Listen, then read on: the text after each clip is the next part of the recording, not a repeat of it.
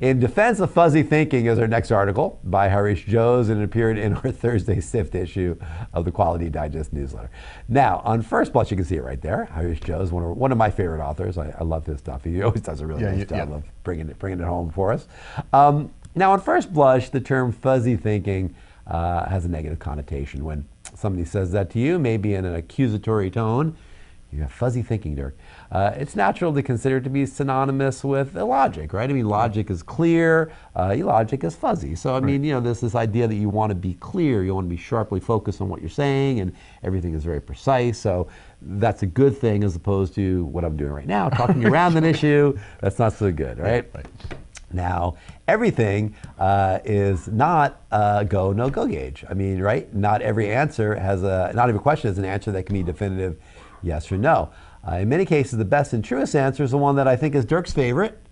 What's your favorite answer, Dirk? That's right. Depends. That's also Davis Balistracci's favorite. It's like, depends. But you say it, I think, every day in a meeting where somebody says to you, Dirk, can we do that? Depends. It depends. Maybe. I don't know. Maybe not. You're a great fuzzy thinker, Dirk.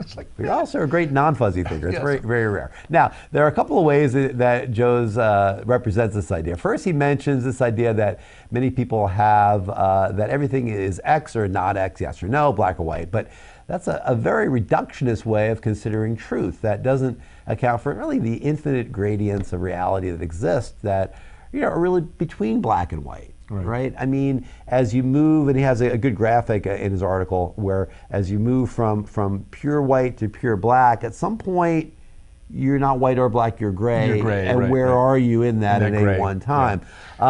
Or consider this example, which maybe is a little clearer that Jose provides. In ancient Greece, about 2,400 years ago, there was a logician, and I hopefully won't butcher this fellow's name. None of his heirs will get on me. Eubulides of Miletus. He came up with the Saurides paradox. Saurides being derived from the Greek root soros, of course, which means heap. Oh, of course. Of course, it's the Greek. That's right. Heap. So the paradox goes like this: if you have a heap of sand, and you take away a grain of sand from that, would that heap still be a heap? All right. What would happen if you keep taking grains away? At what point does it cease being a heap? Right. It's a good question. It's a good question. I mean, you think about it. It's like it's a heap of sand. Take a grain away. Take a grain away. Take a grain away. At some point, there's no more grains. Right. But when do you say that's not a heap anymore? When's that point? Right. When's that inflection point? You see, there's not necessarily a hard and fast rule about what is and what is not a heap. There's an extremely gradual transition here between something that is and something that isn't. And it's at least somewhat up to the person looking at that heap to make a subjective judgment about where you're at, what the truth of that really is. And all this applies to the work of continuous improvement, most pertinently, I think, through the thought process of the practitioner.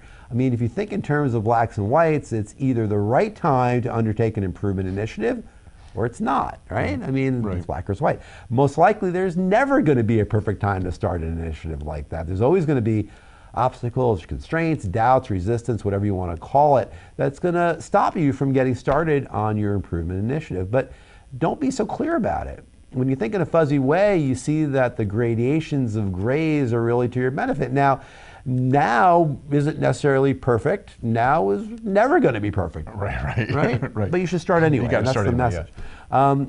And this is a quote that I like a lot. It wasn't in Jose's article, but I use it all the time. The best time to plant an apple tree was 20 years ago. The next best time is right now.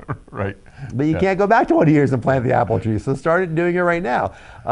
I also think about something our friend Kelly Graves, who we've had on the show many times, talks about, and that's fixed mindsets versus growth mindsets. And I interpret a fixed mindset as being predisposed to say no. A growth mindset, on the other hand, predisposes you to say yes. And really, it's what kind of a frame you have in dealing with issues or problems or just your life. Do you look at things and say, well, that's the way I am. It's the way I am. It's the way I'm always going to be. I always have been. That's it. I can't do that, or I don't want to, or whatever. As opposed to a growth mindset where you say, well, yeah, I am that way. Maybe I've been that way. Maybe I will always be that way, but I don't have to be. I can try something different. I can say yes to something, which will give me an opportunity to have a different experience, maybe a better experience. Now, it can be scary, I think, to say yes and plunge into something before you know all the answers. But if you wait until the stars align perfectly, you might miss your chance. And those stars may never align, and Even if they do, you'll have lost precious time waiting for that moment.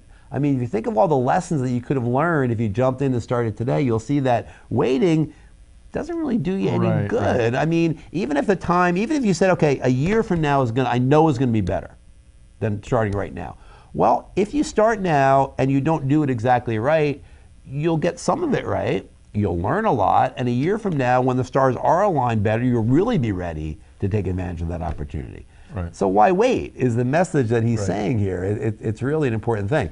And Joseph underlines this point towards the end of his article, and I want to kind of show you this quote. It's kind of a longer quote. I want to read it to you. And he says, lean is a journey and not a destination. We will never be 100% complete with our improvement. We are always incomplete with our improvement. And it's okay that we are incomplete. We have to keep on improving. We do not have to wait until we have the perfect idea or the expensive machinery or tool to start improving our processes. We do not have to wait for others to start on the improvement journey. In a Zen-like fashion, wherever we are, there we are. The right place to start improving. And he talks about that from the perspective of the kid who says, are we there yet?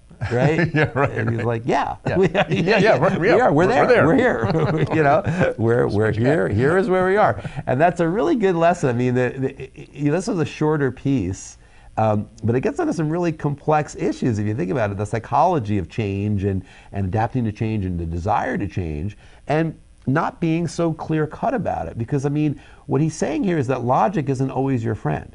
Looking at things from a Boolean or reductionist perspective, a go, no-go, doesn't help you that much all the time. So his perspective is, if you think fuzzy, if you look at grays, you're going to get a lot more out of your opportunity to change and to improve in your organization and in yourself in your own life too.